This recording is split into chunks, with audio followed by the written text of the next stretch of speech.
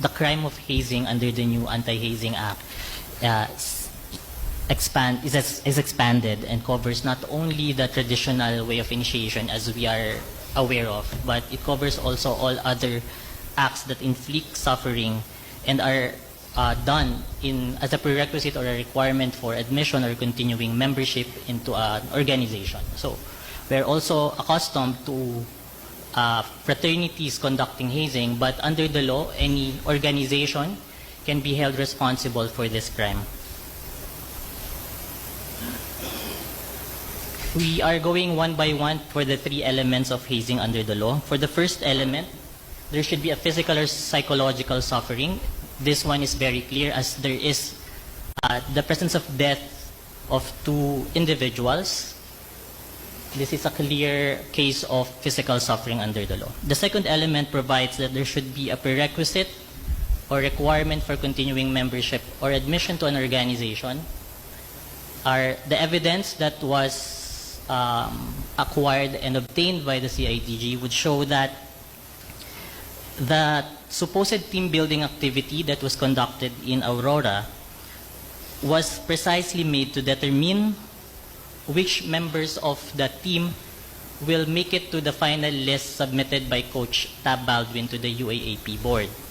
This is signified by the fact that 20 members or 20 athletes were present during the activity, but that only 17 would eventually be in that final list submitted to the UAAP. Meaning there would be 3 members eliminated, and it appears from the evidence gathered by the CIDG that this activity was made precisely to screen or as a requirement for entrance into that list. The next quote would show, this is among the testimonies secured by the CIDG, is that the team building, according to the witness, assistant coach Louis Alas, was not a basketball-specific activity, but it was intended to determine the condition and mental toughness of the players. So these circumstances point to the fact that this supposed team building is really geared towards identifying which players will be fit for the final roster of UAAP players. Now, for the third element, there should be a physical activity among the enumerated under the law. In this case, the CIDG found that the sea water-based activity constitutes hazing because there is an deliberate intent to cause suffering among the players. This is evident in the fact that Tab Baldwin, in his own testimony with the CIDG, admitted that they intentionally chose the dates June 7 to 12 to coincide with the low tide, meaning he is aware of the low tide and high tide information during the said dates. Although the admission is only for the low tide, as you can see from the photo on the left, any information about low tide necessarily includes information on high tide. And for the material date of June 8, the afternoon high tide is listed as 2:27 p.m.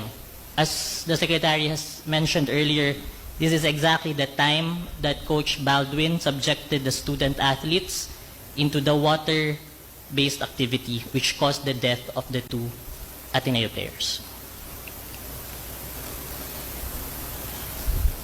To recap again, the next slide would show the timeline during the day of the death. So it is clear from the itinerary of the players that they were subjected to intense physical activity, starting at 4 a.m. when they were woken up by a siren and were made to run for 4 kilometers.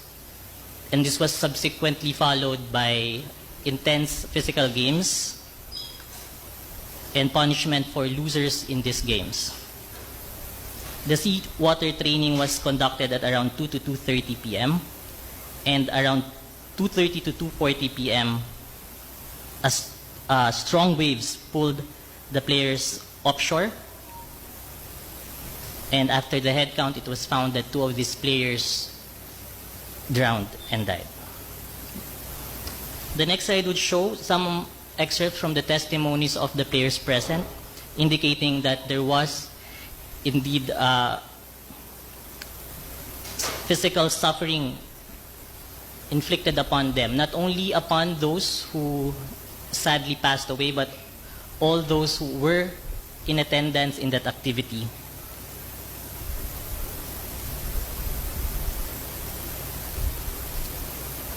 In all, can we go back to the previous slide? In all, these circumstances show that the elements of violation of anti-hazing law may be present, and that is why that